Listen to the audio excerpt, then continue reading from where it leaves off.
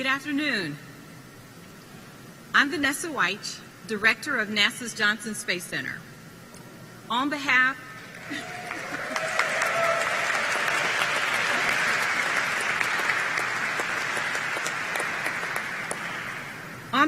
of our more than 11,000 employees in Houston and at our White Sands Test Facility in New Mexico, I'd like to extend a warm welcome to Vice President Kamala Harris and the National Space Council.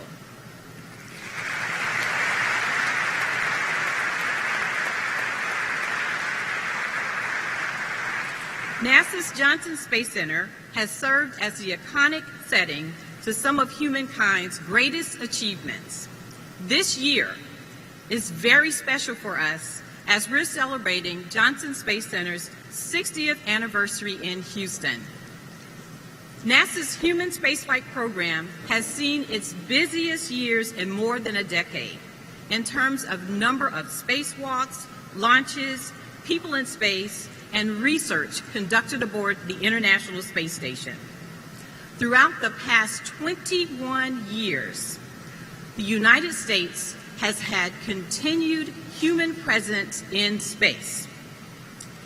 And we are conducting experiments across multiple disciplines of research, including Earth and space science, biology, human physiology, and physical sciences. And soon, under Artemis, we will go to the moon, and we will go in a way that we've never gone before, with innovative new partnerships, technologies, and systems to study and explore more of the lunar surface than ever before. Then we will use what we learn to send our astronauts to Mars. As chair of the National Space Council, Vice President Harris recognizes the importance of preserving and advancing the United States leadership in space, as well as ensuring the United States capitalizes on the rich opportunities presented by our nation's space activities. I'd like to thank Vice President Harris for her demonstrated leadership, bringing together interagency partners across the federal government to synchronize the nation's civil, commercial, and national security space activities.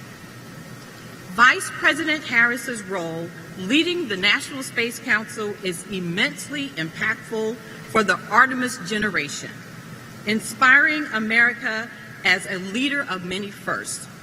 She is the first woman, the first Black American, and the first South Asian American to be elected Vice President of the United States of America.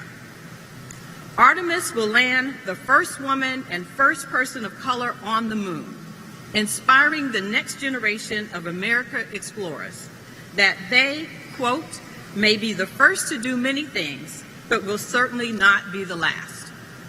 At this time, it is my absolute honor to introduce the chair of the National Space Council and the Vice President of the United States of America, Kamala Harris.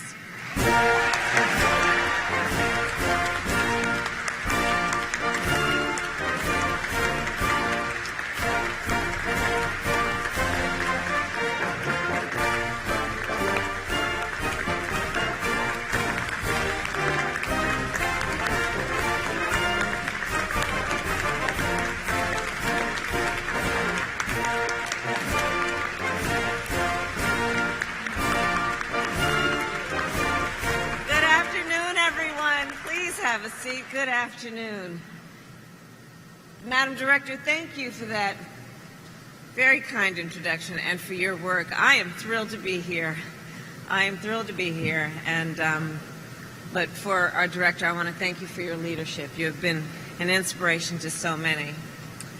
It is truly an honor to be with so many leaders here today. I've had the chance to visit with quite a few of you this morning, and I will tell you, each and every one of you and our panelists, you inspire me and you inspire our nation, and by extension, you inspire the world. So thank you all for what you do. And to the members of our administration, the members of Congress who are here, private sector leaders, international partners, and of course my fellow Americans. Thank you and welcome to the second convening of our National Space Council. So 60 years ago next week, just up the road at Rice University, President John F. Kennedy delivered an address on the future of the American space program. At the time, the space race with the Soviet Union was well underway. And while our nation had made many discoveries and achieved many milestones in the years before, at the time, America was at real risk of falling behind. And so, to the assembled thousands and to the entire world, President Kennedy made a vow. Before the end of the decade, America would do what no nation had done before. We would set foot on the moon. Because of the vision of President Kennedy, because of the commitment of President Johnson, a champion of the American space program since his days in the United States Senate, and because of the hard work and ingenuity of thousands of Americans, our nation, in fact, did achieve that goal. In the decades since, America has orbited Mercury, landed rovers on Mars, and flown by Pluto. We have looked back on our Earth from billions of miles away, and we have built a telescope powerful enough to observe our universe as it was billions of years ago. Imagine. For generations, with our allies and partners around the globe, America has led our world in the exploration and use of space. And I do believe that our leadership has been guided by a set of fundamental principles: cooperation, security, ambition, and public trust, which is the recognition, of course, that space can and must be protected for the benefit of all people. Today, as was the case 60 years ago, our nation's leadership in space is critical to our economic prosperity, to our scientific and technological progress, and in a time of increasing great power rivalry, to our national security. So the mission of this council is to preserve and promote American leadership in space, to synchronize our nation's civil and commercial and national security space activities so that America may continue to use space to improve the lives of people in our nation and throughout our world. Last year at the first meeting of the National Space Council, we identified 3 priorities essential to that mission. First, expanding our STEM workforce. And I've invited some students here today because they truly are the future of our leadership on that level. Second, a priority is addressing the climate crisis. And third, promoting international rules and norms to govern space activities. Today, the business of our work is for the Council to report on the work that has occurred since our last meeting across these areas. We will today also discuss the work yet ahead, the work we must still do to continue to move forward. In particular, the work we must do to build a skilled technical space workforce to advance human space exploration and to establish rules for novel commercial space activities. First, building our skilled technical workforce. So last week, with many of you, I had the honor to visit the Kennedy Space Center. There I met some of the people who are building the future of the American space program. And as you might expect, these were engineers, literally rocket scientists, astronauts, and programmers. And they were also welders, machinists, and electricians.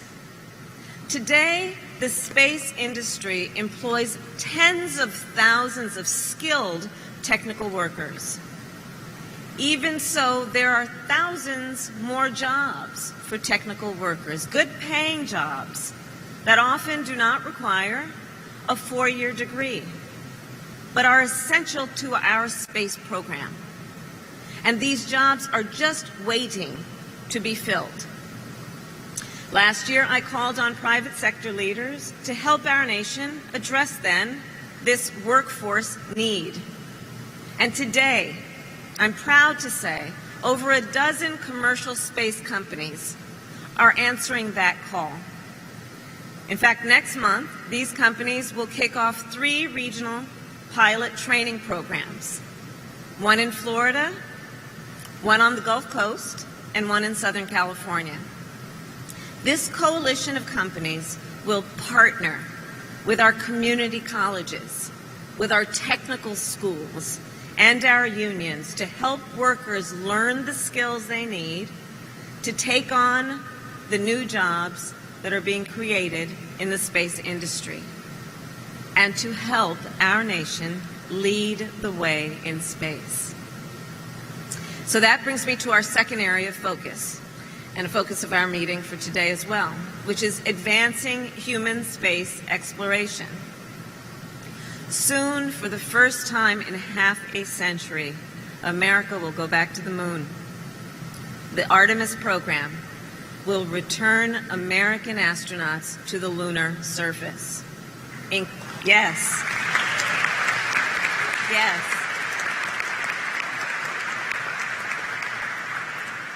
And as Madam Director mentioned, it will include the first woman and person of color. And think about it.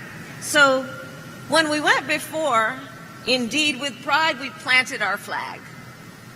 It was rather temporary, that visit. With the Artemis program, it's not just to visit, but to live and to work on the moon. Think about that. The Artemis program, yes. The Artemis program will establish the first space station in lunar orbit and the first lunar base camp where astronauts will train for the first mission to Mars. And our nation is also leading the way in human space exploration closer to home. For over 2 decades, astronauts aboard the International Space Station have advanced scientific progress. In fact, I was honored to speak with 3 of them this morning, from here, of course. NASA has used the station's unique microgravity environment to develop new treatments for cancer and rare genetic diseases. And when I spoke with them this morning, they talked about how their work is helping us fight the climate crisis. Their work is increasing the productivity of our farms and slowing the effects of aging. So our administration and we all gathered today are committed to continuing that work, which is why last year our administration announced that we would extend our commitment to the International Space Station through 2030.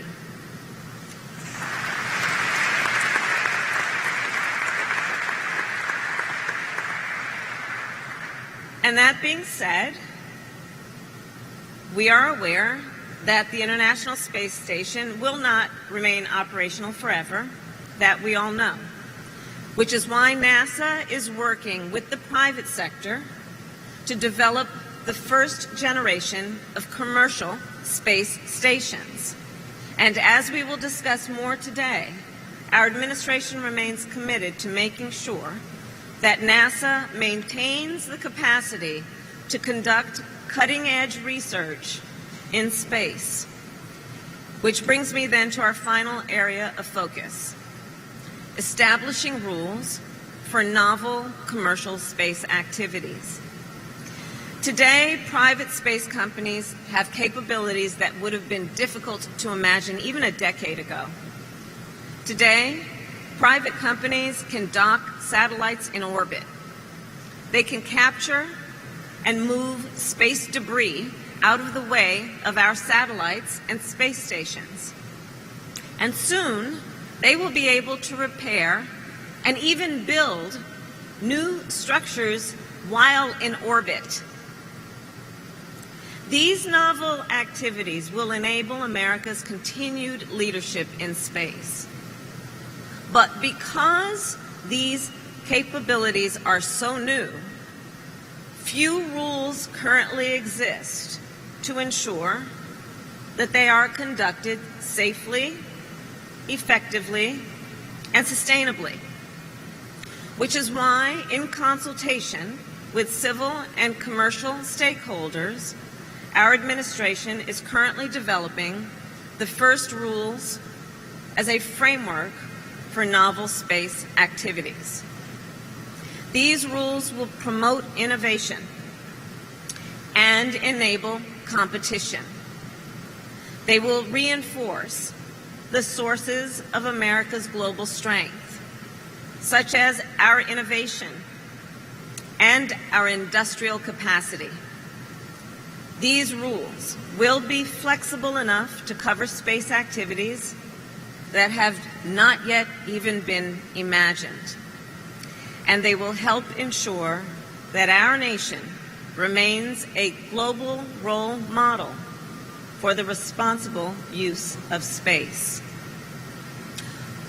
All of this, then, is part of our administration's larger vision for space.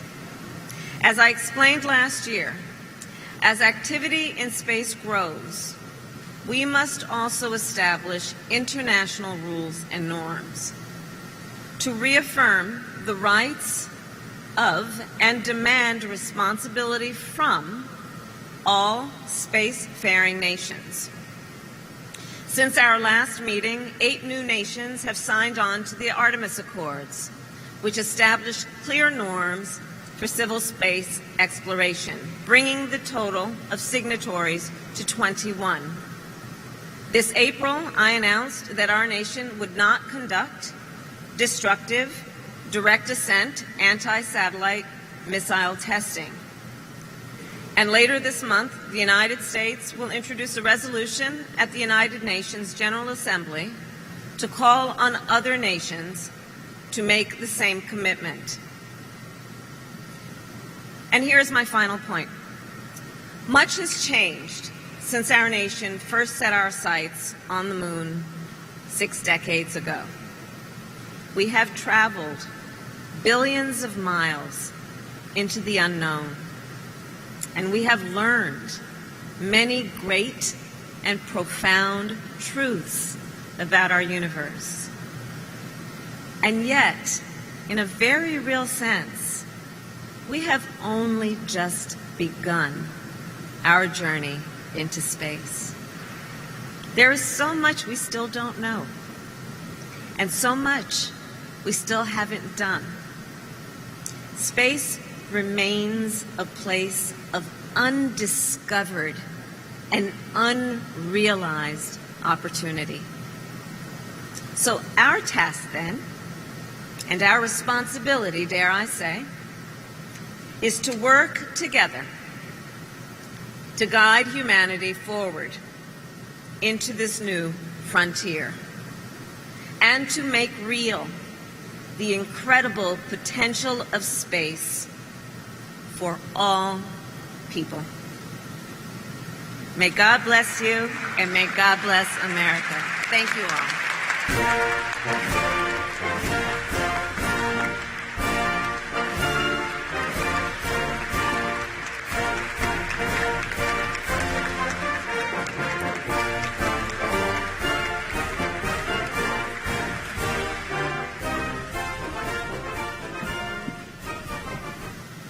And with that, we will begin our meeting.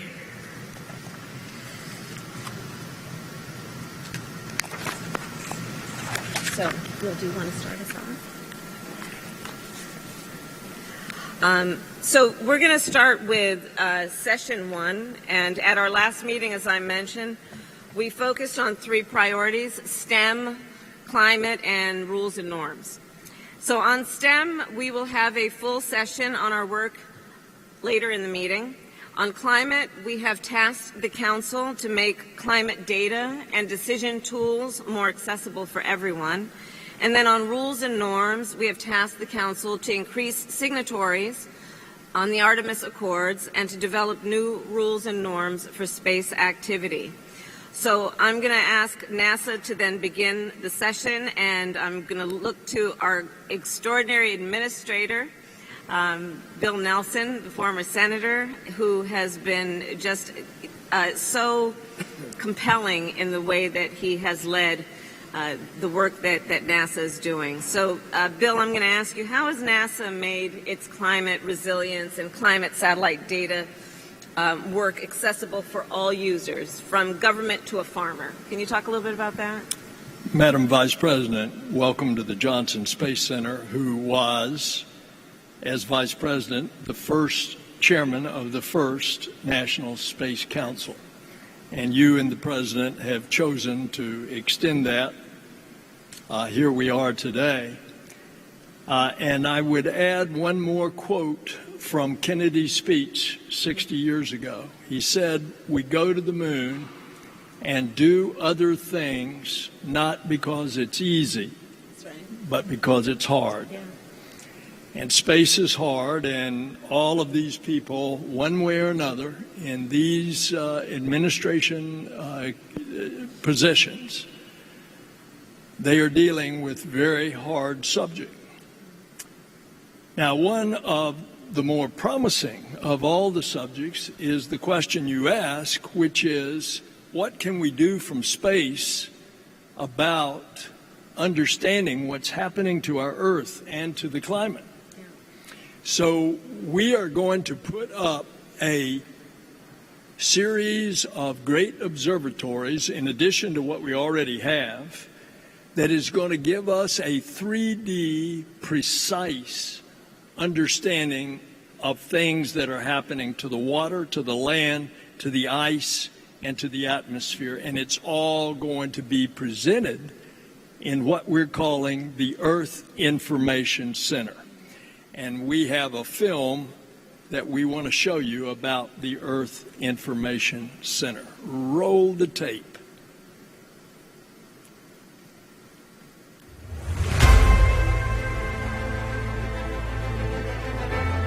For more than 50 years, NASA has been collecting and providing data on Earth's land, water, ice, and atmosphere. Now, a new era of Earth science has begun. Together with international partners, NASA will launch the SWAP mission to provide the first ever global survey of Earth's surface water, the oceans, lakes, and rivers that affect all of us.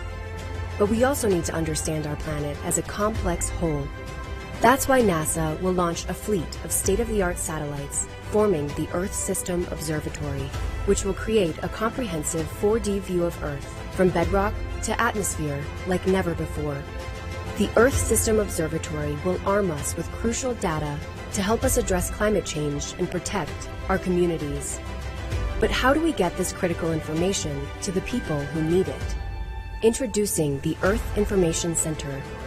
NASA, working with our federal partners, will equip decision makers with the information they need to mitigate, adapt, and respond to climate change. We will create a greenhouse gas monitoring system and make data about our changing planet accessible to those who need it most. New satellites observing in the sky, and an information center here on Earth, protecting our planet for the next generation.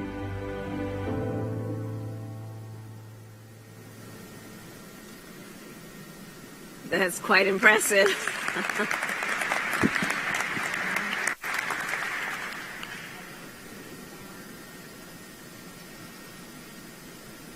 Yeah, okay.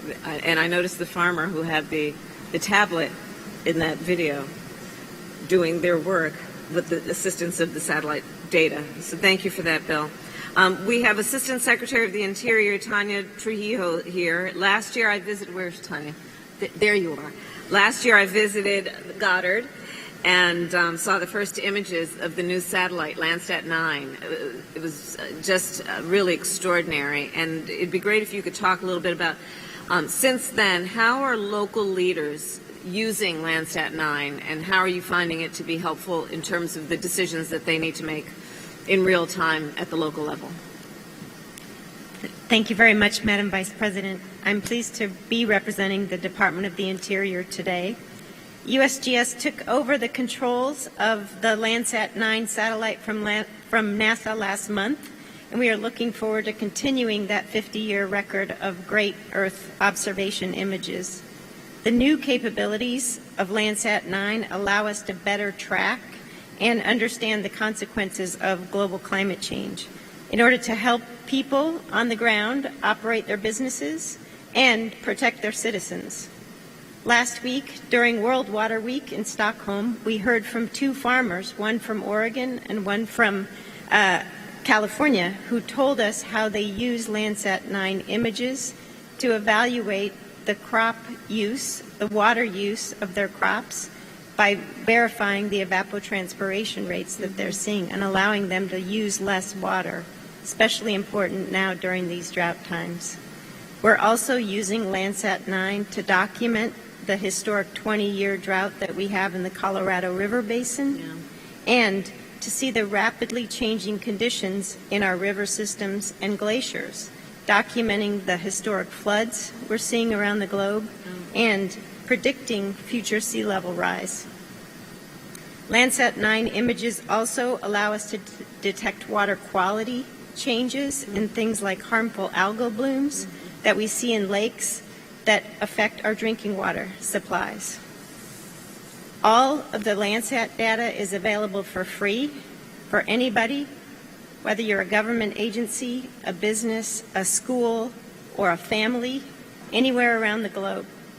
Those images are used in commercial activities such as Google Earth and Planet. They're also used to help our research priorities for our STEM programs and mentoring opportunities such as the Ladies of Landsat. We are very excited about the announcement yesterday with our partners at Commerce on the camera climate mapping tool, which is another great example of how we're using our new technology and working together for the benefit of the American people. Thank you very much for your leadership, Madam Vice President. And for folks who are listening right now, how would they have access to some of this information? Where should they go? We have it widely available both from NASA and the USGS through our Landsat.gov programs. Never without a website. Thank you. Deputy Secretary of Agriculture, Jules Bronat, please talk about how the Department of Agriculture is helping farmers deal with increasingly what they are seeing in terms of floods and drought. Can you talk a little bit about how the Department of Agriculture and your leadership is having an impact on that? Yes, first of all, congratulations to you for leading such an important initiative, and we're just pleased to be a part of this council who's doing such important work. We recognize that this administration has allowed us to focus on some really important things: planet-wide food security, global agricultural practices, climate change in space, and you mentioned drought and other disasters.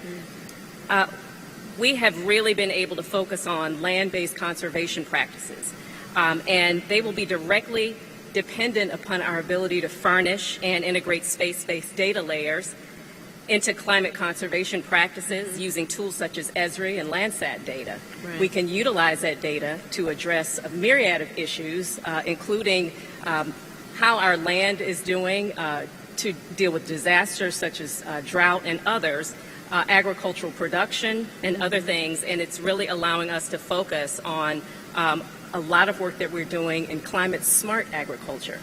So we need our farmers and landowners to have solid data, and they need that data to make decisions. It's going to help them have the capability of integrating space-based data into their precision agriculture innovations. So we are very excited to be able to have resources from this council and the science that we need to deal with the challenges that our farmers face every day. And you know, the astronauts that I spoke with this morning who are on the International Space Station made a real point of emphasis on just that type of work and the importance of it, and including what I know that the Department of Agriculture is doing in terms of working with NASA to develop crops for long duration space missions, which is very exciting as well. So thank you for that. Deputy Secretary of Commerce, Don Graves, can you speak to the work that Commerce is doing and increasingly taking on as it relates to our space program? Well, thank you, Madam Vice President. Thank you for bringing us together. I want to start, if I may, by highlighting the work that the National Oceanic and Atmospheric Administration, NOAA, at Commerce is leading on climate data. NOAA, as you know, is the nation's climate agency, working closely with our partners at NASA. And we're working hard to build a climate-ready nation. So just this week, as Tanya mentioned, in collaboration with the White House, with Esri and the Department of Interior, NOAA released the Climate Mapping for Resilience and Adaptation, or CAMRA, portal. The tool will help Americans assess their local exposure to climate-related hazards and identify potential funding that can help them protect people, property, and infrastructure. Space-based technologies, including remote sensing data produced by NOAA satellites, have dramatically enhanced scientific understanding of our changing natural environment. And as you've heard, Landsat and other satellite remote sensors measure surface skin temperature. That's roads, rooftops, canopies, and forest canopies, whose temperature can be significantly hotter or cooler than the temperature that people in these places actually experience. So NOAA is adding to this data with on-the-ground measurements. It's our most innovative program, and we work with community-based groups in underserved communities to map the hottest parts of cities so they can use that information to inform strategies to reduce the unhealthy and deadly effects of extreme heat. And I know you're wondering about how you can get that information. Absolutely. You can more information on extreme heat is available on NOAA's heat.gov website. I also want to get back to your other question. The National Space Traffic Management Policy, as you know, charges the Commerce Department with the task of managing future space traffic awareness for all civil and commercial users. Space is becoming increasingly crowded, as we've seen very recently. We need new technologies to help monitor active space objects and detect potentially dangerous debris. So Commerce, in collaboration with Defense and NASA, is working to establish a system for civil and commercial space traffic awareness that will support space safety and enhance technology developments. And I'm happy to announce that with our partners at the DoD, we've signed a memorandum of agreement that will drive our mutual work. And that's really going to allow us to have not just a basic level of space traffic awareness, it'll also allow us to drive the research, the innovation that we all know we need to maximize the space environment for future generations. So we're making great progress on that, on our space situational awareness system. And today we're also announcing that we're starting a series of important space situational awareness data buys, including low Earth orbit and geostationary data. And we're going to follow that up with other awards focused on those and other orbital regimes. In addition, we're going to be initiating contract processes for buying other key commercially available technologies and services from the commercial data providers so that we can build this together using the innovation that the private sector provides. This fall, and I'll finish here, we'll conduct an all-commercial pilot program that will seek to replicate a portion of the DoD's basic safety services using only commercial data and analytical services. Thank you, Madam Vice President. Thank you. That's great progress since we last met, and that was the subject of an extensive conversation at our first council meeting. And for those who are new to space, it's basically traffic control, and what we need to do to be smart and efficient and effective and collaborative with the private sector. And I know the work that Commerce has been doing with the Department of Defense has been very influential in moving that along. So thank you for that.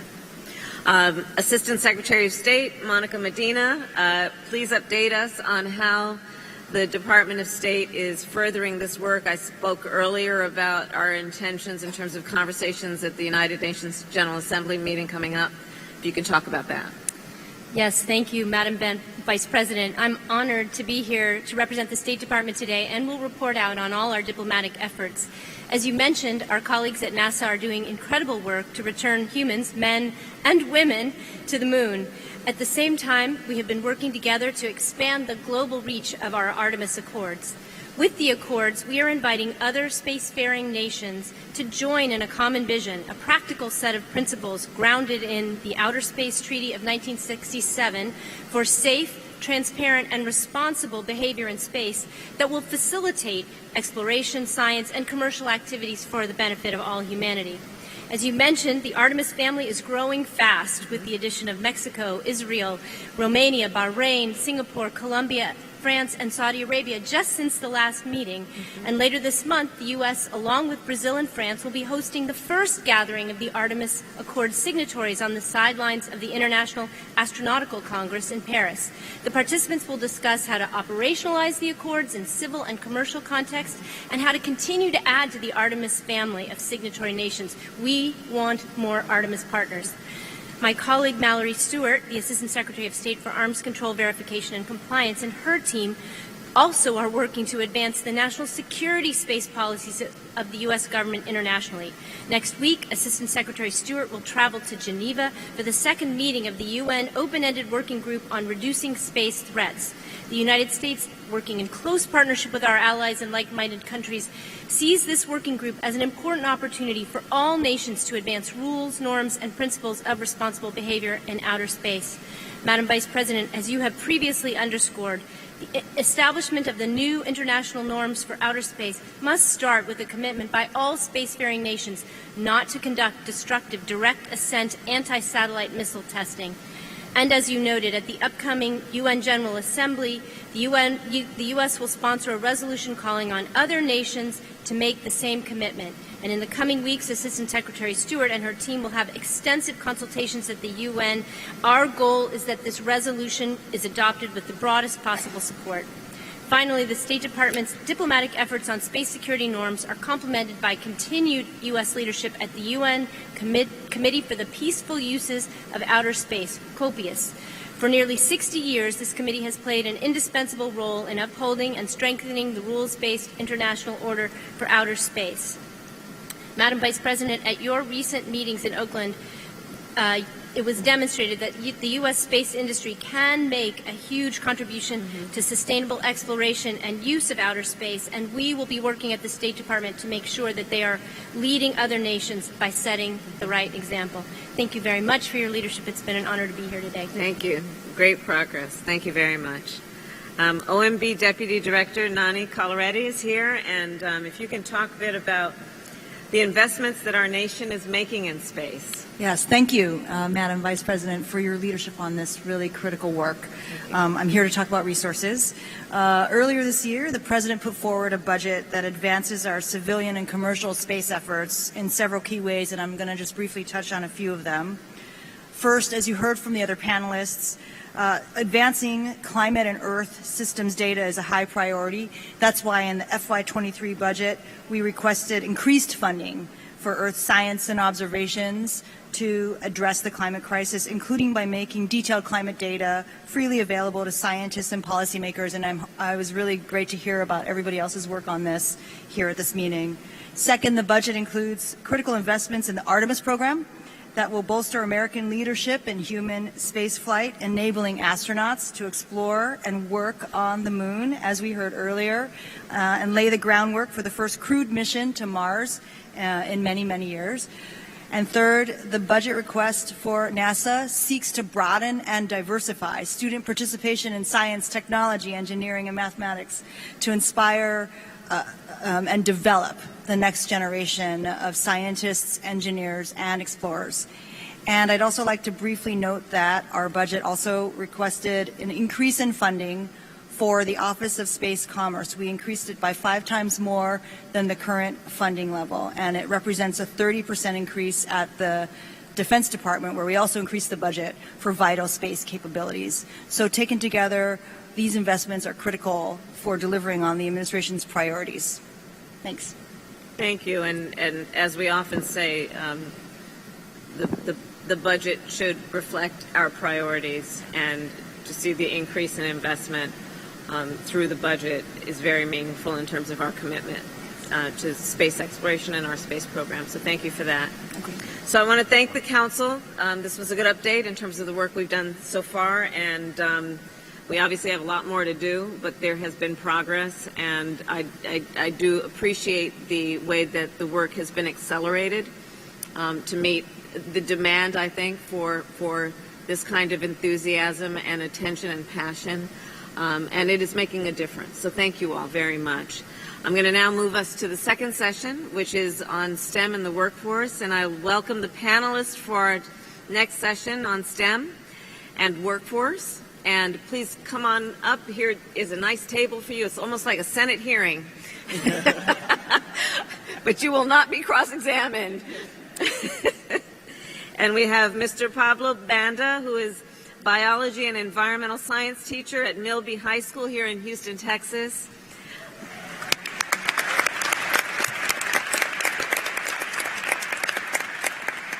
Dr. Harold Martin, the Chancellor of North Carolina A&T University.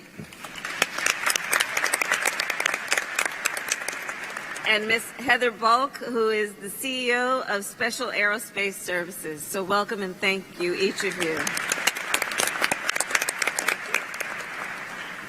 So as I noted earlier, a highly trained and diverse workforce is critical to the success of our work in space.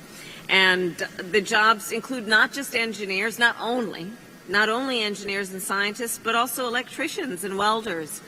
And as I was touring the facilities today, I met people who are working in mission control who started there right out of college, just because they were interested in space and they didn't really understand much beyond the fact that they had the passion, but there was an entry point for them.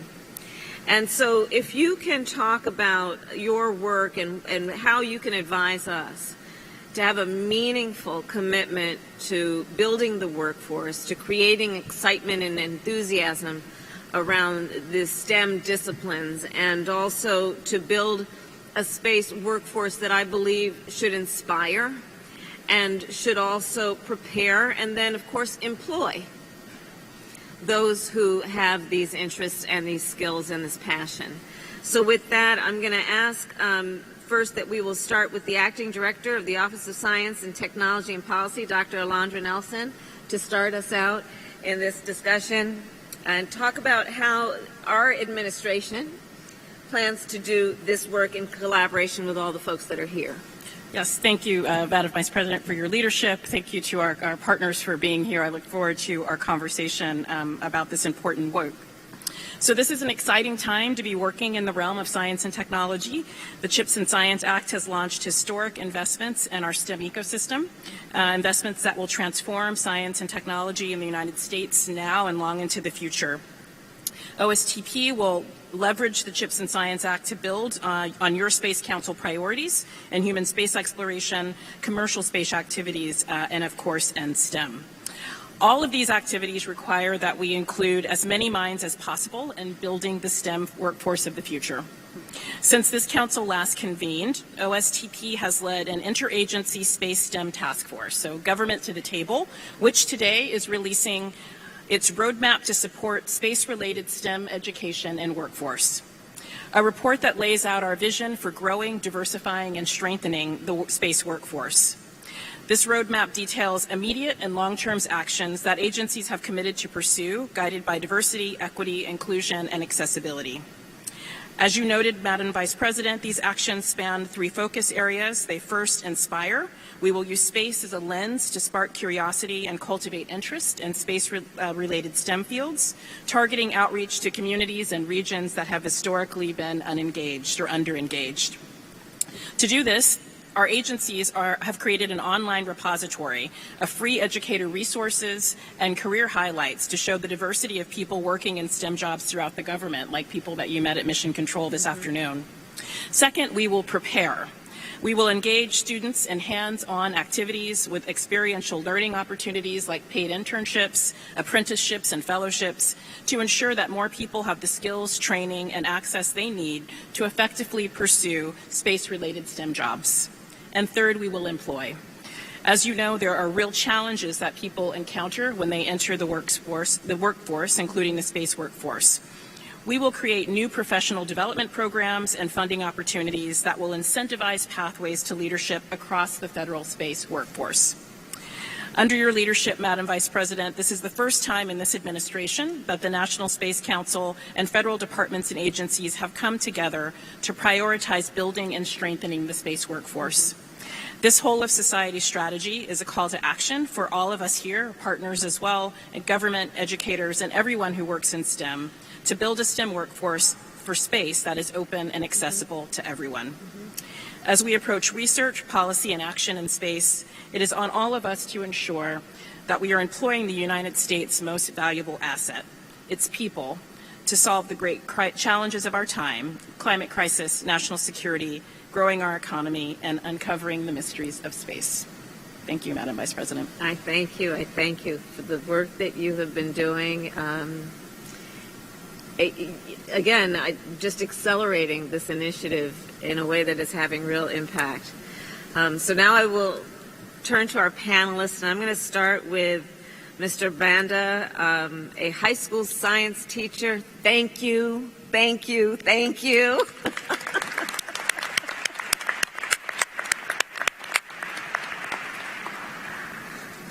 Of the professions, such a noble profession, to take on a life work that is about raising and nurturing the future of our country. So thank you very much. And please share with all of us, teach us, how can we use space, talk about space in a way that inspires the young leaders that you teach?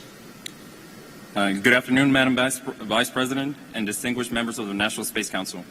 My name is Pablo Banda. I'm currently serving as the department chair at Milby High School, where I currently teach AP Biology and AP Environmental Science. I teach at Title I school where the majority of the students are Hispanic and don't have the same access nor opportunities as other kids. As educators, we're facing challenges on how best to engage our students, especially now, given that the learning gap has increased with the COVID-19 pandemic. Without question, space is an exciting way to get my students engaged in STEM. Last year, our school partnered with NASA through a program funded by a grant from the Department of Education. Together, we were able to create some coursework for the students.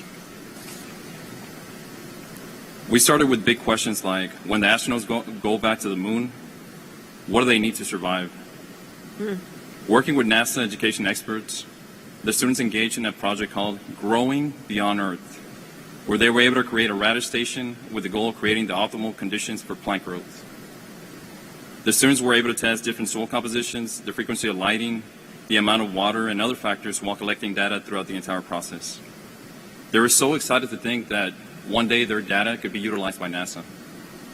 In fact, 4 out of the 5 seniors that were working on this rigorous project, probably some of the brightest kids that I've ever met, after doing this coursework, ended up changing their intended majors, going from construction science and architecture to majors such as aerospace engineering and astrophysics. And I'm happy to say that they just started their freshman year this past.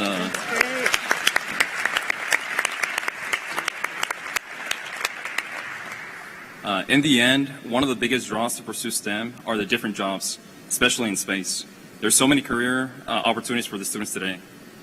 Through a NASA teacher externship program, I was able to come to Johnson Space Center and I was able to see mechanics and pilots at Ellington Field, divers at the Neutral Buoyancy Lab, and even seamstresses making suits. All these individuals had something in common. They were able to tie their expertise to STEM. But many of my students don't know what opportunities are out there and end up creating their goals only on what they're exposed to. My students need to see that there's a job in the space sector for everyone, no matter what the interest may be. And I strongly believe that an early career exposure is going to be key. One of the main challenges in teaching STEM is resources. As educators, we always welcome classroom materials, especially ones that involve space science. Another resource that STEM teachers can benefit from is professional development. I'm part of a NASA teacher externship where I met other educators, NASA experts, and seen amazing research firsthand. I can't wait to incorporate what I've learned and share it with my students.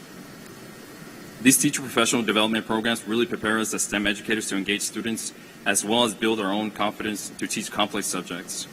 With more of these professional development opportunities, I'm sure other educators like myself will be equipped to inspire the next generation of scientists, engineers, and problem solvers. Thank you for your time, Madam Vice President. Thank you so very much. And the collaboration that we have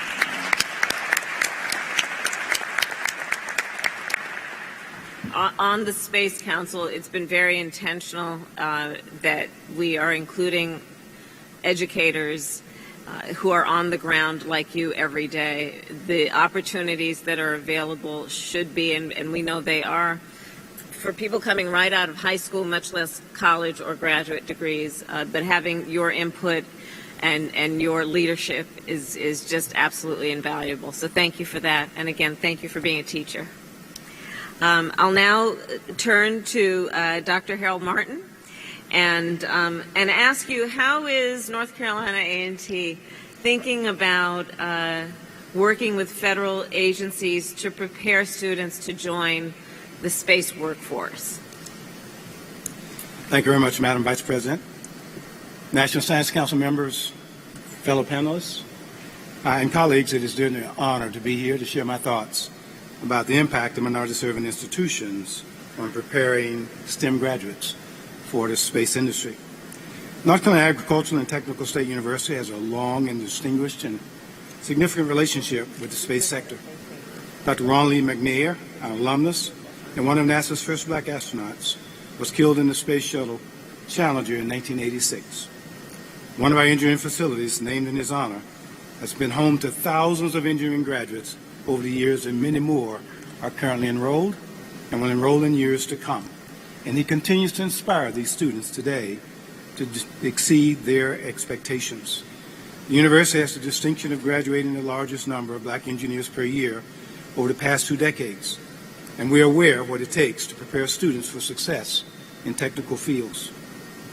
A&T and other HBCUs, such as Prairie View A&M University, whose community we are in today, and whose president, Dr. Ruth Simmons, is present with us today, Howard University,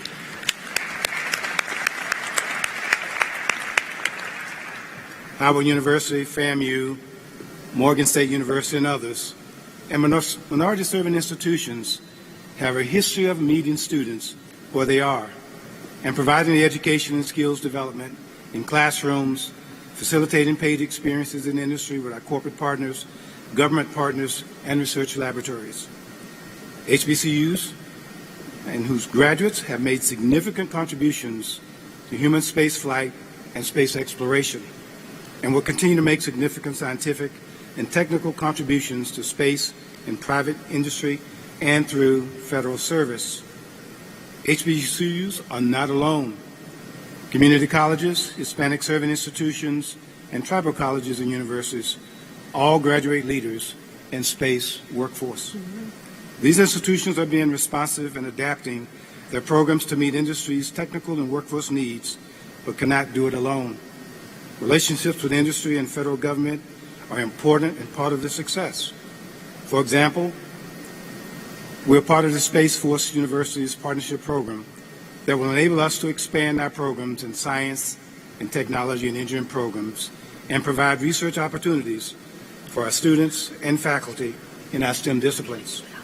These programs are part, but are not only significant of what we're doing today, they are a start There are many more brilliant, talented, and innovative students, especially those from backgrounds underrepresented in STEM disciplines, from underrepresented communities, who need mentoring and support through K-12, and who could use scholarship support, internships, pathways to graduate school, and full-time employment.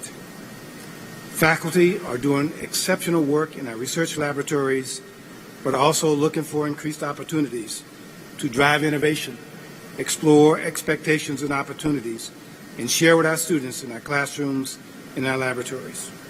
So, Madam President, Vice President, we are very, very pleased to be a part of the solution, and we're thankful for the opportunities to be a part of the conversation with the National Space Council today. NASA, the National Science Foundation, the USDA, who continue to provide sustained support, and I look forward to continuing to deepen these significant relationships with both industry and the federal government. So thank you very much, Madam Vice President. Thank you, Chancellor.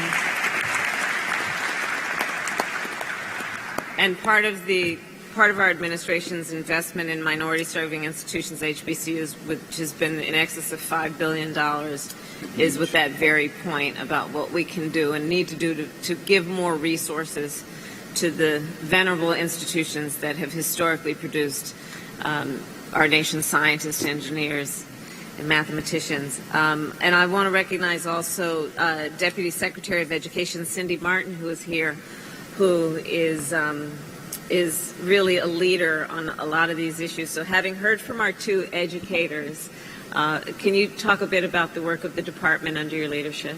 Thank you so much, Madam Vice President. And we love hearing from a teacher the way that you inspire by sparking interest, having students explore the career, and having professional development. You inspire our nation. Thank you.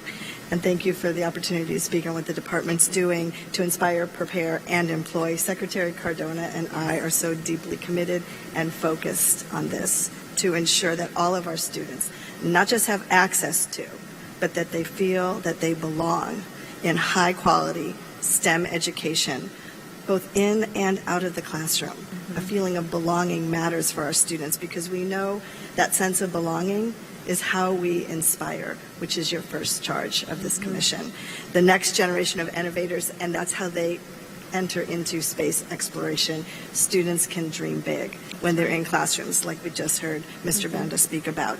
So to that end, the Department of Education is pursuing multiple strategies across multiple fronts to enhance STEM education workforce and to support the delivery of inclusive STEM learning across all classrooms and experiences that will engender a sense of belonging to STEM students across the country.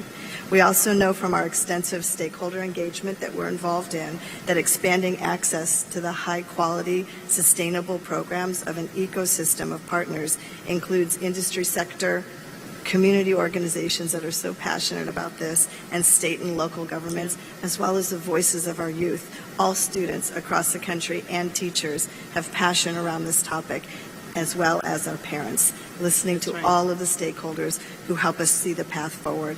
We in the federal government and this administration have an opportunity in this moment to strengthen those connections within that ecosystem that already exists. So, for example, education is collaborating with the space industry leaders in developing Space Career Challenge for high school students, and we're partnering with NASA to engage after-school youth in space-related engineering design challenges that are awesome to see the kids participate in.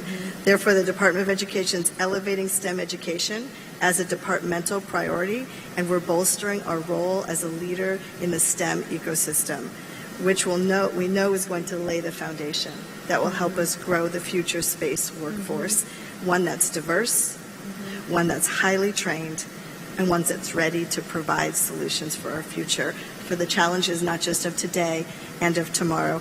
There's a place for everyone in space. That's right. That's right. Thank you so very much. And I also want to acknowledge Dr. Ruth Simmons, who's here, the president of Prairie View A&M. And I also know that we have Reginald DeRoche, who's here, and from Rice University. I want to thank him as well. So with that, I will now turn to our Undersecretary of Defense, Heidi Shiyu, and I'd ask you to please provide your perspective on this discussion and how you are thinking through the Department of Defense about how we can invest in STEM and our future workforce.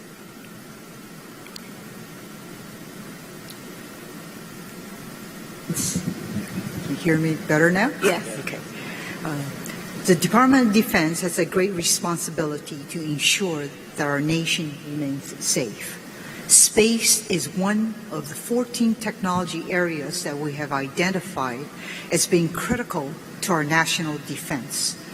To ensure that we stay ahead, the DoD is committed to developing the technologies and the talent that's needed to address the challenges of our mission in the space domain. Universities are an essential partner to this department. We must work together to develop the workforce and the technologies of the future.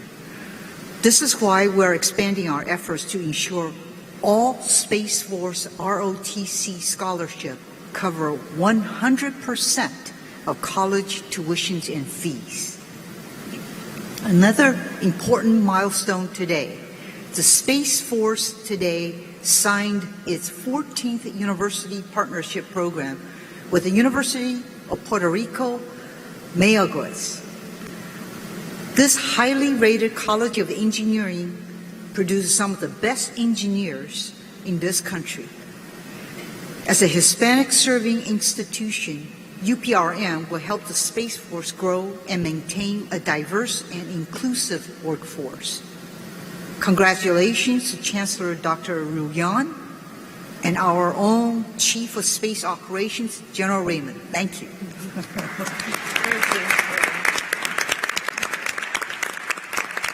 These are just two examples of how the department is actively looking across the services and components for innovative ways to grow our talent pool, especially in coordination with minority-serving institutions, tribal colleges and universities, and HBCUs. A well-coordinated effort across the federal agencies, academia, and industry will result in a more strategic approach to partnering and ensure that we will have a better developed, diverse space workforce. The department is looking forward to contributing to this important effort. Thank you. Thank you so very much. And now I'd like to turn to Ms. Bulk, the CEO of Special Aerospace Services. And if you could share a bit about how you're thinking that the space industry can recruit and develop the workforce in space. How are you thinking about that?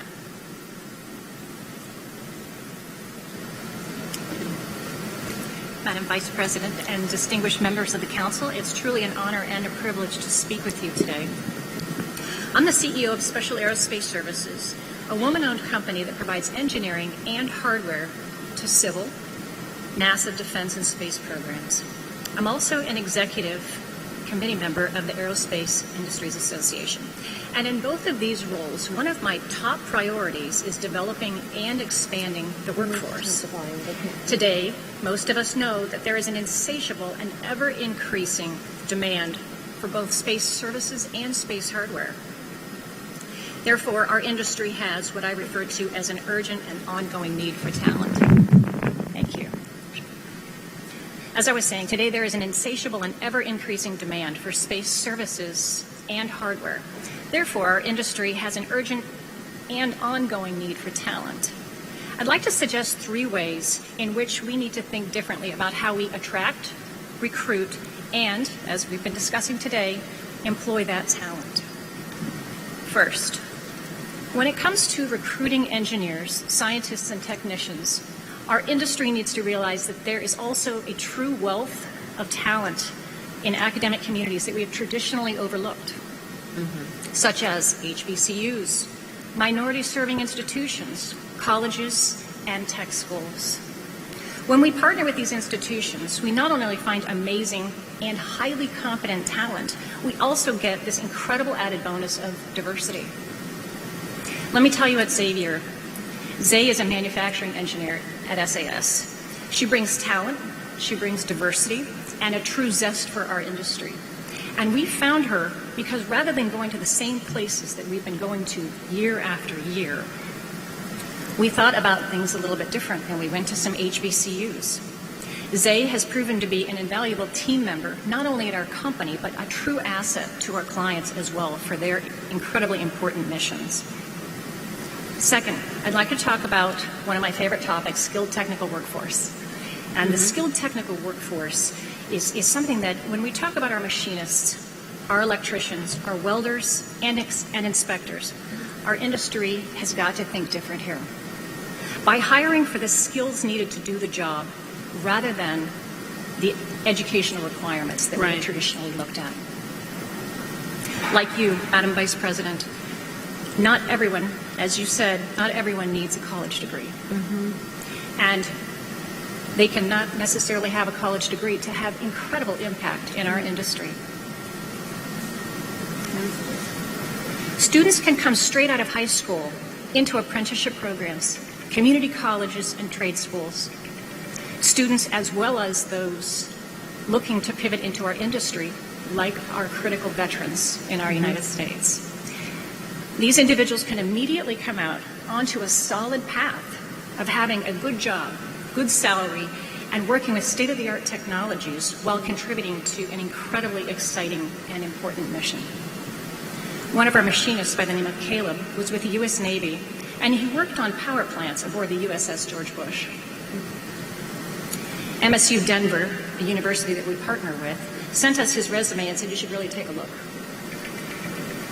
We hired him, and he's taken those military skills and been able to effectively pivot into our very valuable space industry. He's an example of a veteran who might have previously been overlooked and is now making an incredible contribution to our industry.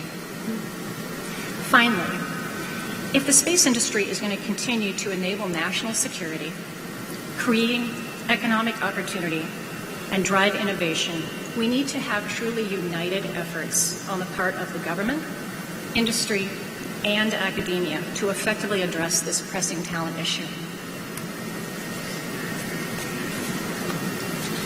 An incredibly good example of this is our new facility in Huntsville, Alabama. I see business, academia, and government effectively coming together to address industry workforce needs, not only for today, but for the future. We need to be doing more of this type of collaboration and modeling what's taking place there. Together, we can truly make a real and sustainable impact for the advancements of our space workforce. Thank you. Thank you so very much. Thank you for giving voice to that.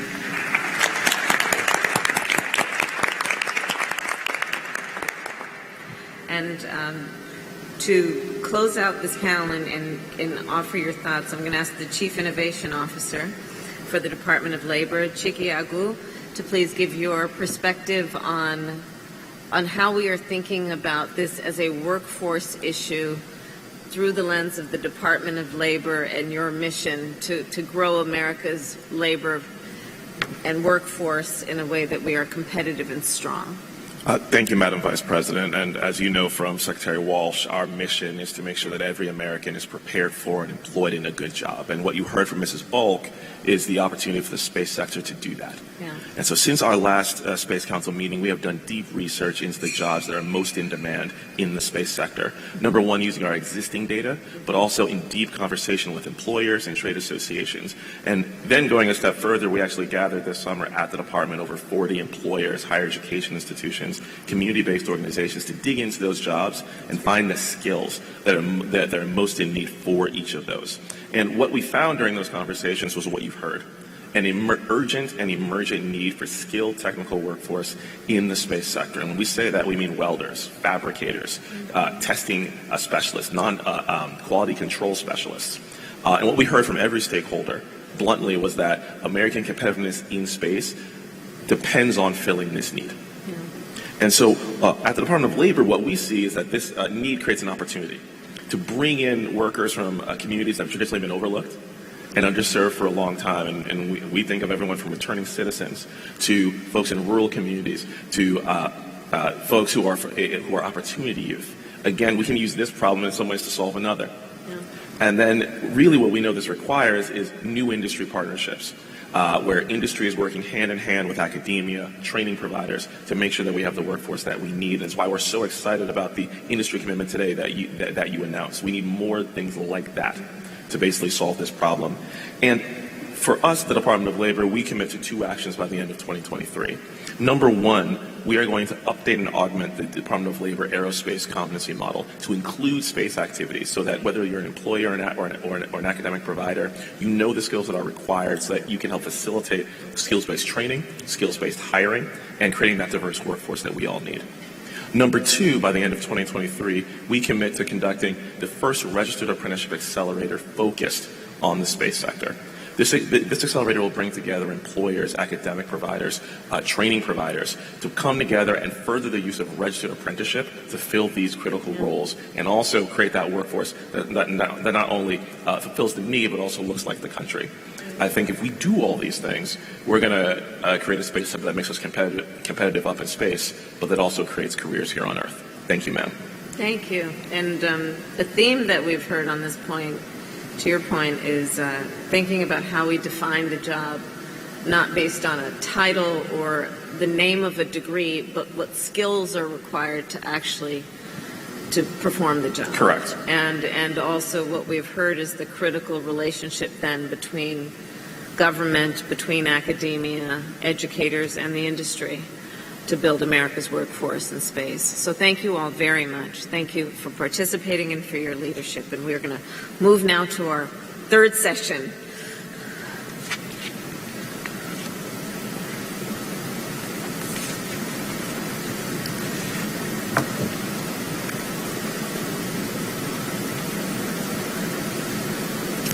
So as they leave, I'll say that the commitments that you've all heard today are part of a set of commitments from government agencies and from the private sector that was released in the White House fact sheet that was released this morning. So I invite everyone to take a look at that. And after today's discussion on the subject of STEM, there are, in essence, 3 actually new initiatives that I'd like to see. And so I'm going to offer you those as part of the prompt for the next phase of this work.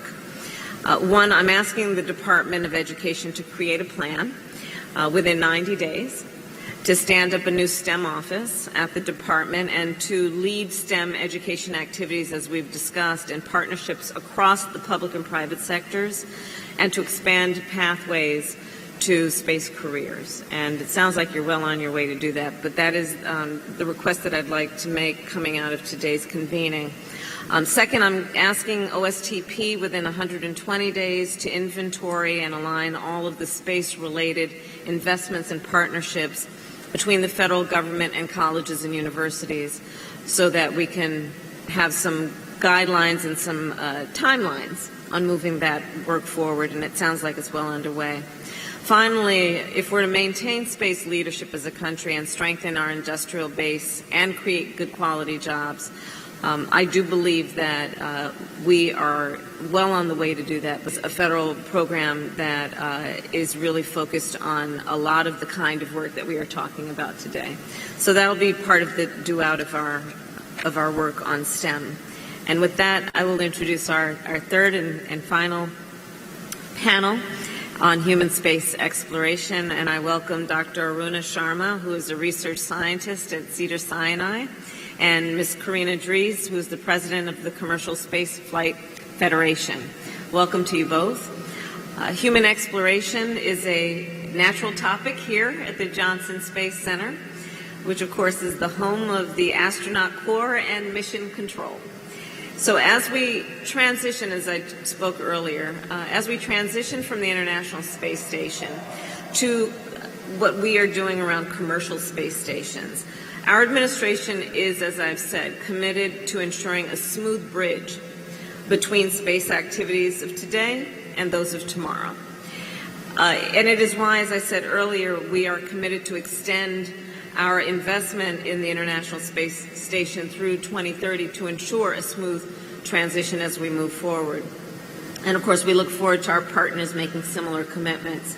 So as we are looking forward, then I'd ask our panelists, and I'll start with you, Dr. Sharma, what is your perspective on the value of the work that is happening there, and in particular, the research that is happening in microgravity? Will you explain to us all why the research that happens there is different than what happens here, and how it might advance all of our interests? Certainly. Thank you, Madam Vice President. I'd like to speak today about the potential and the possibilities for conducting scientific research aboard the ISS, the International Space Station, and in low Earth orbit. The U.S. National Laboratory on the International Space Station has been critically important in enabling scientists like myself to utilize microgravity for research leading to Earth-side benefits. In 2016, astronaut Dr. Kate Rubins, a microbiologist, conducted a number of pioneering biomedical research experiments aboard the ISS, including the first DNA sequencing in space. In another experiment, she grew a sample of beating human heart cells to help us understand how the single cells of the human body function in space. It sounds like science fiction, but it certainly wasn't. I co-led this Heart Cells in Space project when I was a graduate student at Stanford University, and it has been the foundation for my independent research laboratory at the Cedars-Sinai Medical Center in Los Angeles. The human heart cells that astronaut Rubins grew on orbit changed their genetics and how they beat in microgravity. But interestingly, most of these changes reverted back to normal when the cells returned back to the planet. From the results of this project, we learned just how adaptable the individual cells of the human body are to microgravity. This is just one example of the cutting-edge research that is being conducted every day aboard the International Space Station. Physical science experiments in microgravity are helping us improve fire-resistant fabrics worn by military personnel, electrical workers, and firefighters. Material science research on the International Space Station is leading to the development of advanced fiber optic cables, far better than what can be made on Earth. But as a biomedical scientist, I am most excited about how we can harness microgravity to grow cells and biological materials in ways that are simply impossible on Earth. For example, our laboratory in the Cedars-Sinai Regenerative Medicine Institute is launching a project focused on stem cell biology to the International Space Station next year. This project will examine how pluripotent stem cells, which are powerful cells that can turn into nearly any cell type found in the human body, might grow better or faster in microgravity. Results from these studies could lead to new therapies for diseases such as cardiovascular disease, cancer, Alzheimer's disease, which are all being researched in low Earth orbit. Thanks to the International Space Station and the U.S. National Laboratory, microgravity is more accessible than ever for scientific research benefiting life on Earth. I am so excited for the amazing discoveries that we will make in space in the years to come. Thank you. I am too. Thank you. And NASA Administrator Bill Nelson, can you speak a little bit about your perspective on this? I know you've given it so much thought. I'll give you a couple of other examples. On the stem cells, for example, what is it about microgravity or zero-G that helps you, say, for example, cancer research? All right, we use stem cells now in part of our research on looking for cures. But you have to have millions of stem cells. And the problem is when on Earth, in one gravity, you grow stem cells, they all fall to the bottom, and most of them die. Now, take that stem cell growth to zero-G on the space station. And now they don't fall to the bottom. You can harvest so many more. And then as you bring them back to Earth, keeping them alive, you've got, Madam Vice President, all the additional stem cells. Let me give you one other example. In cancer research, Keytruda, this drug that has been so effective, for example, President Carter had 90 days to live, and he started taking Keytruda. Well, the problem is that it's very hard to make Keytruda on 1 gravity. What they have learned is making it in 0G, they find out new ways of making it that they can make more and faster. And those are just 2 examples.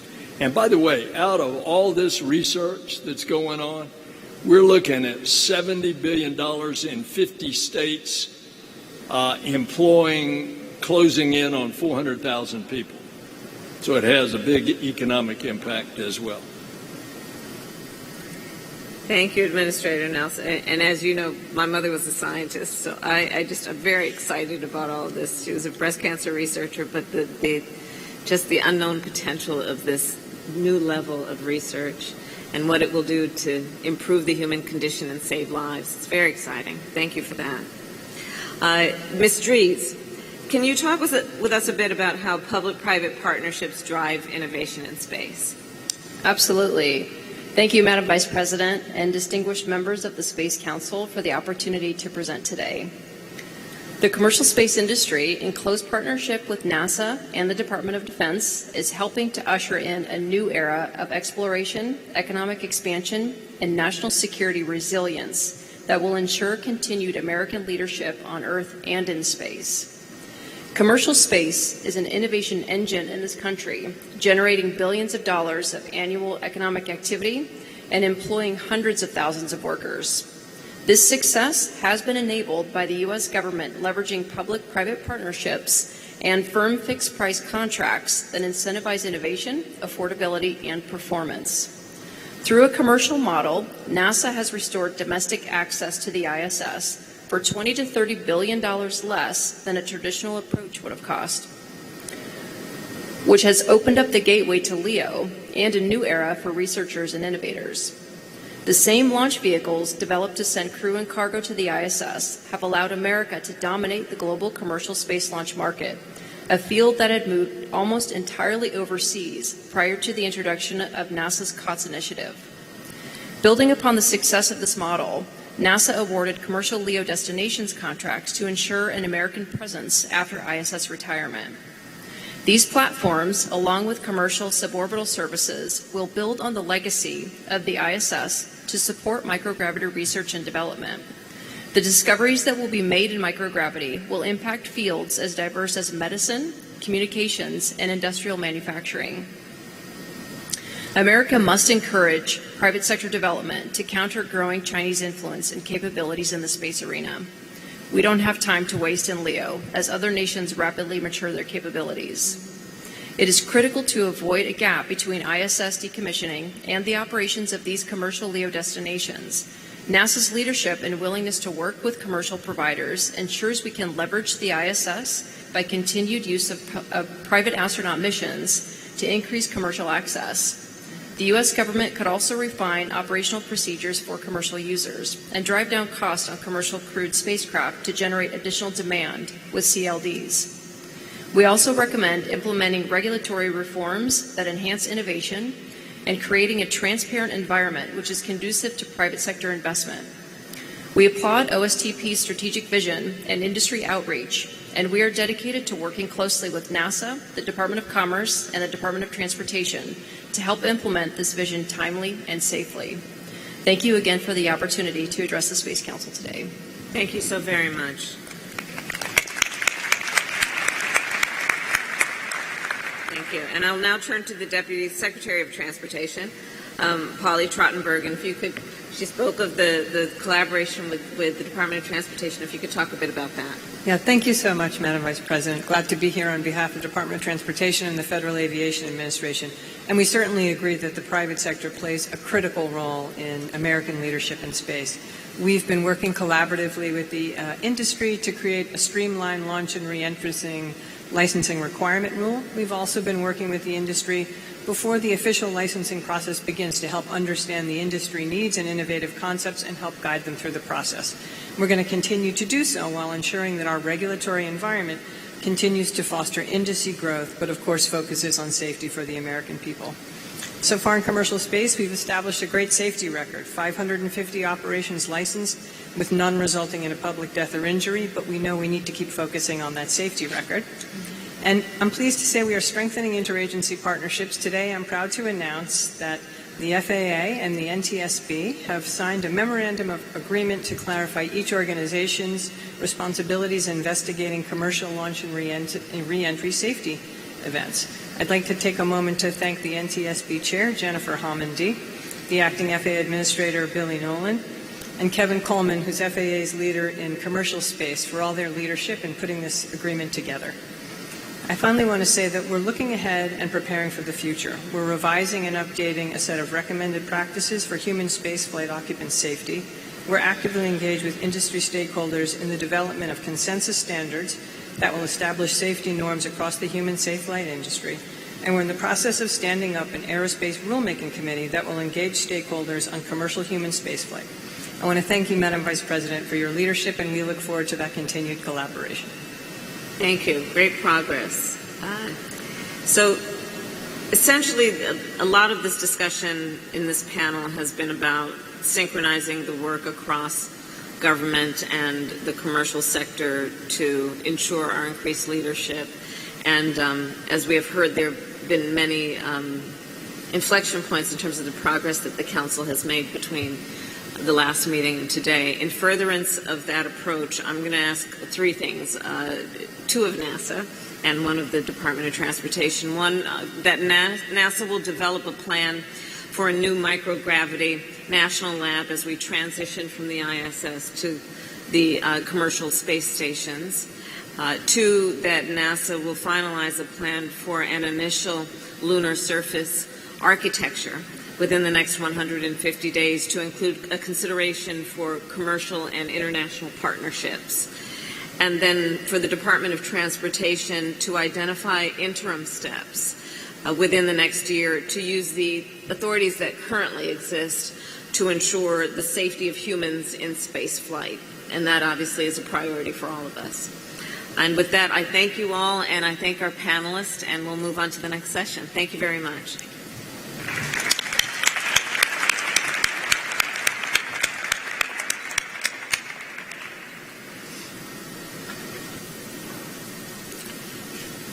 And now I will welcome the next panelists. And this is our final session on rules for commercial novel space activities. And with us we have Dr. Ruth Stitwell, who is the Executive Director of Aerospace Policy Solutions. Welcome. We have Dr. Chris Kunstadter, please, who is the Senior Vice President at XL Catlin. And we have Mr. Babek Navravesh. Excuse me, please forgive me. I'm going to do that again. It's important to pronounce correctly. It's Nikravesh, and he is a partner at Morrison & Forrester. Welcome to the three of you. And as we have talked earlier, and it was mentioned actually, I was at the Chabot Space Center in Oakland recently and heard from our private sector folks about how the technology is moving so quickly and their innovation is moving forward so rapidly to the point that the companies who are developing these capabilities don't fall squarely into existing regulations. The regulations that were written long before most of this innovation and technology had actually developed. And so this panel is designed to offer us additional perspectives about the need for clear and predictable, which is very important, predictable and flexible regulatory frameworks. And so with that, I'm going to start with Dr. Stillwell and ask, what is the context in which this discussion is occurring, and how are you thinking about current novel space activities and the situation we're in terms of the regulatory challenges? Thank you, Madam Vice President. It is an honor to speak with you today. Commercial space itself, as you said, is not new. We've had commercial satellites since the 1960s, commercial space launches since the 1980s, and the regulatory frameworks evolved gradually with the industry. But the last decade has seen radical change in both volume and diversity. In 2011, the U.S. licensed 1 commercial space launch. In 2021, it was 64. 6 with space tourists on board for the first time. If the difference were just our increased volume, then the path forward would be straightforward. But the diversity in operations and in the addition of novel space activities creates a regulatory challenge, but it is also a regulatory opportunity to clarify and streamline existing government structures to ensure we have the agility that enables innovation. Novel space activities are emerging in suborbital, on-orbit, and in deep space, like on-orbit servicing, in-space manufacturing, asteroid mining, and soon active debris removal, and even rocket cargo. The last few years have seen a lot of work to define and refine the whole-of-government approach and establishing and funding a lead agency. That is important progress. Because the traditional, well-worn areas of space activity, we have very clear lines of regulatory authority. For launch and reentry, the transportation phase, it falls within the Department of Transportation. That's clear. The allocation of spectrum and avoiding signal interference, very clearly FCC. But when we get into other commercial areas that require not just authorization but continuing supervision in space, we need a clear, predictable, flexible regulatory approach to support an industry with applications we may not yet have envisioned, and to ensure that they have a safe environment in which to operate. Our forward-looking approach should clarify the regulatory structure to be fully transparent so that the industry has neither the obligation nor the opportunity to go forum shopping for authorization. And most importantly, to make sure that none of our obligations go unmet. I thank the Council for their attention to this very important issue. Thank you.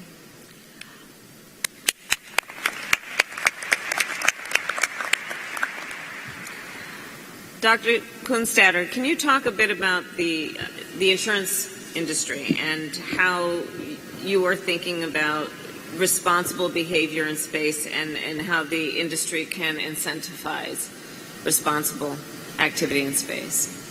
Thank you, Madam Vice President, and thank you to the National Space Council for inviting me to speak with you today. Space is a fundamental part of the global economy. And space insurance for launch and in-orbit operations is a critical enabler of innovation and investment. We provide the financial certainty that allows companies to develop novel technologies and applications and encourages investors, including the U.S. government, to support these activities. The rapid growth in the number of satellites and other objects in orbit heightens the very real risk of collision. This is really an environmental issue, the space environment. Accurate tracking and timely collision avoidance are crucial to ensuring that our capabilities in space remain intact. I'm here to suggest solutions and to urge the space community, including the United States government, to act today to minimize problems tomorrow.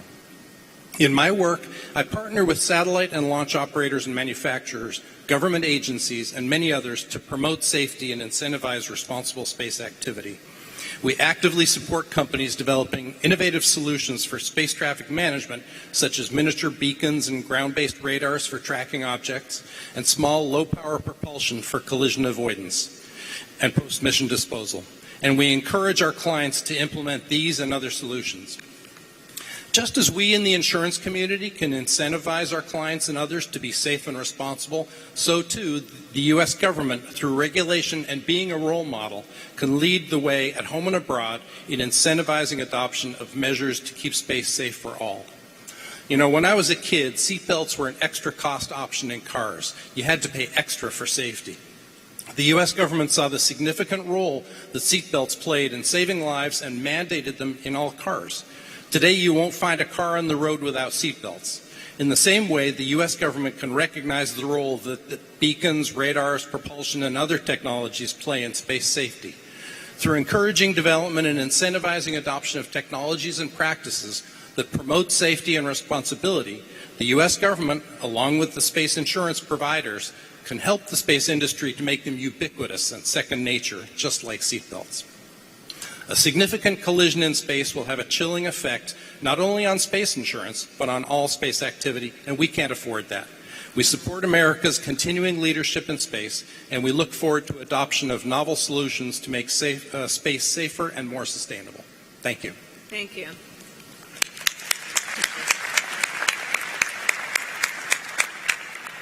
Mr. Nikrovesh, how can, as has been discussed, clear and predictable and flexible regulations be conducive with a constructive investment environment? How are you thinking about that? I think we all believe we should reject false choices. We can do both. So can you talk a little bit about that? I'd be happy to. Thank you, Madam Vice President, and thank you to the National Space Council for the opportunity to speak today. This is a very exciting time for the commercial space industry. 2021 witnessed more than $15 billion invested in space-related businesses, nearly doubling the amount from the year before. Venture capital accounted for the great majority of those dollars, as it has for the past few years. We saw more venture capital targeting space startups than ever before, both in terms of absolute dollars and number of transactions. And that should come as no surprise. Venture investors are comfortable making bets on early-stage, high-growth businesses, which present greater degrees of risk than businesses favored by other industries. But the check sizes of venture investors tend to be smaller, and maturing space technology startups looking to accelerate growth need access to more significant sources of capital. Institutional investors, including long-term-minded investors like public sector pension plans and sovereign wealth funds, offer the promise of larger check sizes and more patient capital, just what growing space businesses need. Yet these investors are historically risk-averse. They may be stewards of their national wealth or fiduciaries responsible for investing monies to provide retirement benefits to beneficiaries. They are by necessity careful, and while a limited allocation to riskier propositions in any well-balanced portfolio is appropriate, their approach to investing often tends to be more conservative.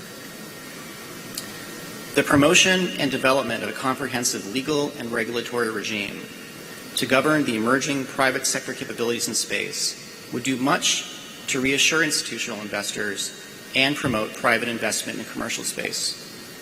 Efforts to clarify the rights and obligations of companies and counterparties, improve legal certainty in key areas, and otherwise reduce the risks, the inherent risks, and thereby improve the value proposition of space-related investments should be encouraged. To be sure, this effort requires us to improve and harmonize our domestic laws and regulatory regimes. But this effort must be a multilateral one as well. Space is the province of all humankind, and all nations and peoples, public and private actors alike, stand to benefit from it. Thank you. Thank you. Thank you, Mr. Nikrovesh. Thank you.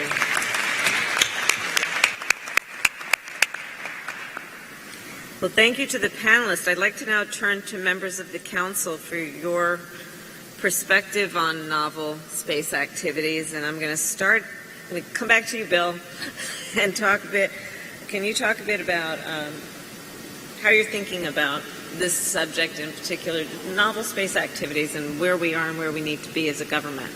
We are going to see an explosion of increasing economic activity in space.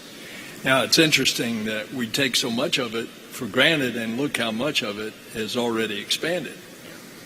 We take for granted the fact that we get live interviews from London about Queen Elizabeth. My daughter can't drive from point A to point B without putting it in her GPS. And the universe is the future. There's no limit as to what we're going to see. So they're going to be not only the commercial activities, which have been listed here, and many, many more that are going to occur, such as mining of asteroids, mining on the moon. What kind of regulatory effort is going to be there? If we ever perfect fusion, there's going to be a lot of harvesting of helium-3 that's on the surface of the moon. And by the way, it's not only going to be a domestic marketplace, it's going to be an international marketplace. I appreciate so much what you've been doing, trying to get other nations to sign the Artemis Accords, which in effect sets a community of standards that says we go in peace, but we're going to do this helping out our neighbors. We're going to have commonality of space infrastructure so that we could help each other if we get into trouble. But the future, there are things that are going to occur that we don't even know what the questions are to ask now.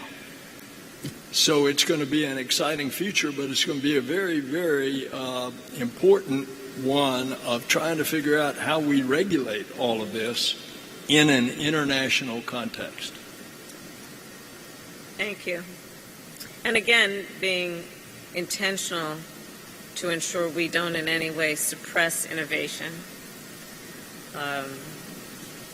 with all of the other parameters being intact, including flexibility. Yeah. I'm going to turn now to the Principal Deputy Director of the National Intelligence, Stacey Dixon, and if you can talk a bit about how you are thinking about the issue of novel space activity. Thank you, Madam Vice President.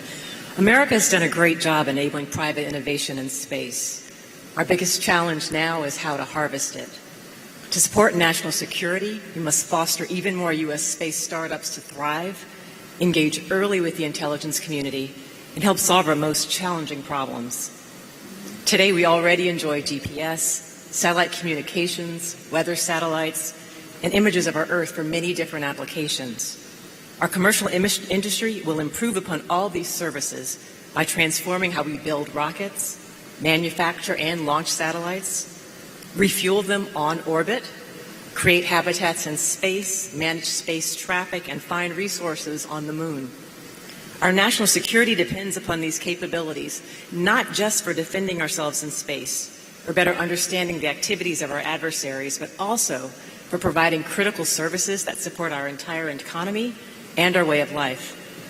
We must build out the new space infrastructure to sustain the next generation of ideas. If not, we will have to rely on someone else to do it for us. U.S. space companies need more predictability from our government. To raise the kind of venture capital and take the kinds of business risks that will drive our space economy to new heights, they need clear rules upon which they can deliver those amazing capabilities. A clear regulatory environment will remove ambiguity and unlock new frontiers for our bold commercial industry to generate sustainable businesses and improve our national security in space. As both public and private entities operate off-planet, we need an established set of rules, a shared and reliable infrastructure, and an international code of conduct. As companies innovate new capabilities for us, they will also need our security expertise and our partnership to operate safely and free from future threats in space. Madam Vice President, the intelligence community is committed to working on these fundamental building blocks with the rest of the U.S. government. Thank you so very much.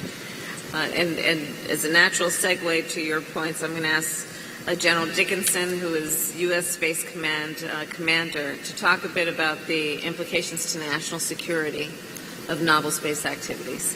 General. Thank you, Madam Vice President, and it's an honor to be here today. The innovation coming out of industry today is bringing an enormous amount of capability, capacity, and opportunity to the table that we historically did not have in national security space. Commercial innovation is now outpacing the demand signal from the government. This presents opportunities for the DoD to develop new and deeper relationships with industry. Commercial sector innovations can help the Joint Force maintain a technological advantage over China, Russia, and others.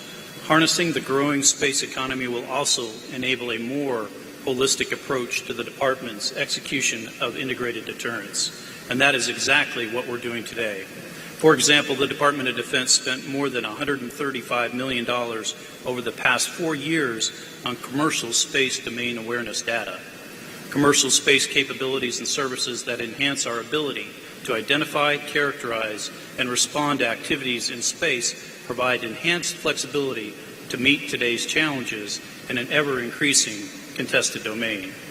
So as we look to develop a clear regulatory environment, it is important that we encourage American ingenuity to stay at the forefront of space technology. The strength of our commercial partners directly contributes to our national security as well as our prosperity. A space domain where standards and norms of behavior are identified and respected is vital to our national security mission, just like it does in any other domain. So the Department of Defense continues to execute our mission in a responsible manner to promote a safe, secure, stable, sustainable, and accessible space domain. Thank you very much. Thank you, General. And I also want to recognize General Raymond, who is here, who is the Chief of Space Operations for the U.S. Space Force. Thank you, General.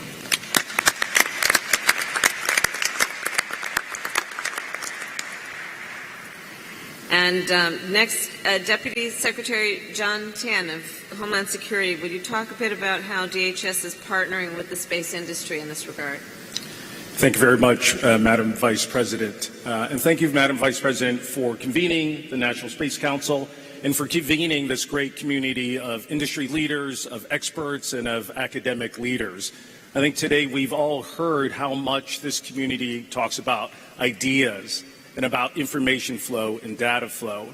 So to that end, the Secretary of Homeland Security, Secretary Ali Mayorkas, recently signed out DHS's space policy. And the focus was on ideas and was on information flow in two manners. First, in terms of ideas, it's really about intellectual property. And in terms of information flow, it's much about cybersecurity, especially on the ground, but also on orbit. There are two ways that we're going to do this through the Department of Homeland Security. First, for the Department of Homeland Security's Homeland Security Investigations Intellectual Property Rights Coordination Center, which protect against intellectual property theft, against illicit trade practices, and to help ensure fairness in the global marketplace. And in terms of cybersecurity, DHS, to include through DHS's Cybersecurity Infrastructure and Security Agency, will continue to help defend cyberspace. Also, Madam Vice President, and to this community, we want to continue to engage with this community, industry leaders, academia, and we are going to do so through our continued leadership of the Space Systems Critical Infrastructure Working Group and through combination with this entire interagency, with your Space Council, in particular with the Department of Commerce, to continue to lead our joint symposias, which we've actually had 3 over the last year, and the last one in June 2022 had over 1,200 participants from industry and from academia. We look forward to continuing to defend cyberspace and the ideas so all of these leading minds can continue to push the boundaries of exploration. Thank you. Thank you so very much, and please thank the Secretary as well. I'm going to now ask 3 of our council members in tandem, or you can just work it out, to talk a bit about how your agencies have existing mandates for space regulations and what you have found to be the best practices. And so I'm going to ask Deputy Secretary Don Graves, Deputy Secretary Polly Trottenberg, and the chairwoman of the FCC, Jessica Rosenworcel, to share with us a bit about how you're thinking about it. And Chairwoman, why don't we just start with you? Sure. Well, thank you, Madam Vice President, for your leadership and for having me here today. This is the first time the FCC is joining the National Space Council. I think that's a good thing because we're doing a lot to help grow commercial space policy in the 21st century. And to respond to your question, I want to point to something we did just starting yesterday.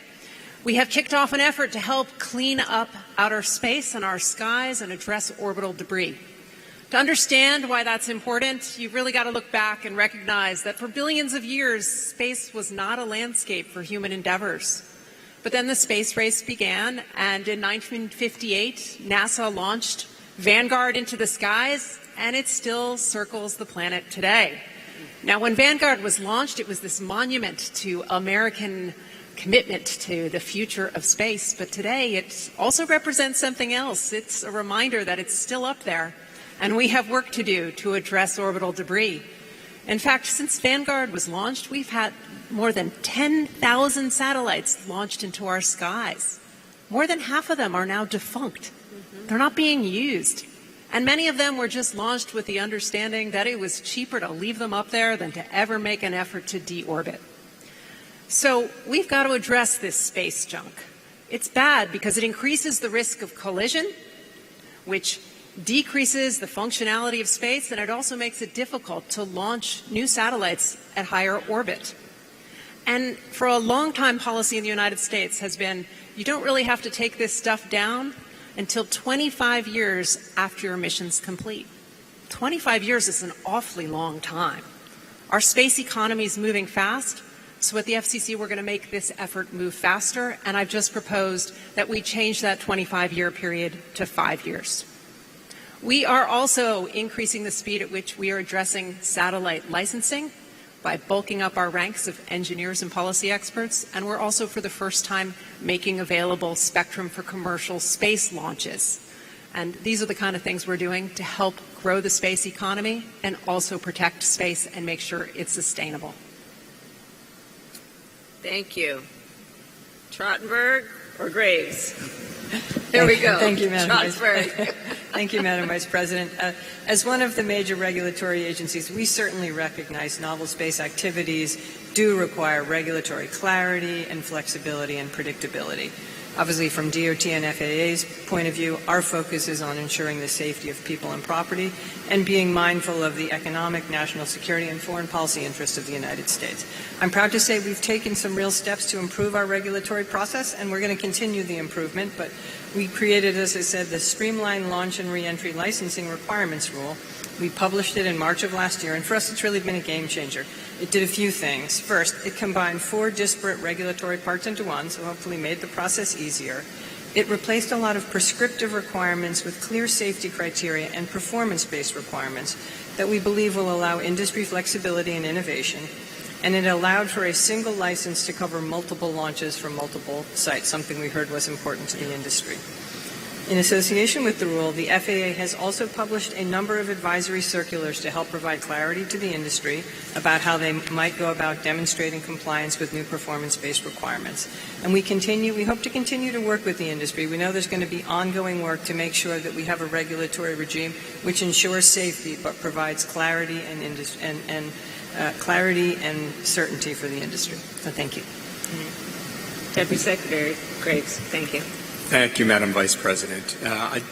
Building off of the really fantastic points made by our panelists, we believe that it's absolutely critical for the U.S. to ensure that all commercial space missions are properly authorized and supervised. And Commerce's role as a regulator of remote sensing satellites and high-tech U.S. exports, as well as our work in developing the architecture for space traffic management and protecting intellectual property, allows us to have, I think, particularly unique insights into the innovative space operations and the regulations that govern and sometimes don't govern these operations. So first, in industries with rapid technological change, it's important to build a collaborative process that incorporates continuous input from the companies that are being regulated. Second, we need a clear and predictable regulatory environment that allows companies to experiment and innovate within the bounds of, as Polly said, clearly understood rules. Finally, we need a regulatory structure that can change in response to the rapid introduction of new technologies. Recognizing the complexity of the existing space regulatory framework, I believe that the U.S. should consider establishing a space portal to direct the new space entrepreneurs to the applicable space authorization processes and the right agencies. A space portal could offer an easy entry point for those looking for guidance and assistance with regulations across multiple agencies. Thank you. Thank you. And thank you all for the work and the thought that you've all put into this issue. There's still more work to be done, but the theme of this panel and this discussion has been collaboration. And so thank you, panelists, for your work and for your contribution to this discussion and how we think about this issue. And council members, thank all of you. So I will close us out with a couple of thoughts. One, today we have heard from members of industry, we have heard from educators, we have heard from government agencies, we have heard from regulatory agencies, and a lot of our work is focused on what we must do to develop a clear and predictable framework of rules that are the function and the product of, again, collaboration. with a mutual commitment to maximizing the potential of space and also to ensure that America's leadership continues to be what it has been, which is a source of inspiration for people around the world. There's so much about our spirit in this regard that has been always collaborative and has been motivated by what we can do for the benefit of all people. So this is work that will continue, and it is an excellent reason why we have the National Space Council, to continue this kind of collaborative work and working together to coordinate as well within the United States government. So my final request is that council members provide me with a proposal for the authorization and supervision of commercial novel space activities within 180 days. And what I'd ask is that your proposals include how we will ensure space operations abide by space safety norms and protocols, as has been discussed this afternoon. And with that, I thank everyone. I thank our panelists. I thank everyone who has participated in this afternoon's convening. Before we conclude, I will also announce the new chair of the National Space Council's User Advisory Group, and that is General Les Lyles. And he has a long history of public service. Many of you have probably worked with him, including 35 years of service in the United States Air Force and leading the NASA Advisory Council. His perspective is extraordinary in terms of the work he has done across multiple sectors. And while he is unable to join us today, I look forward to working with him and his leadership. I also want to thank Admiral Jim Ellis as the outgoing chair for his service to our nation and his leadership of the UAG. And soon we will release the names of the other members of our user advisory group. But with that, I will thank everyone for your ongoing work and your commitment, for all you do, everyone here, to inspire our exploration and our involvement in space. And with that, I wish you all a good afternoon. Thank you. Thank you. Thank you.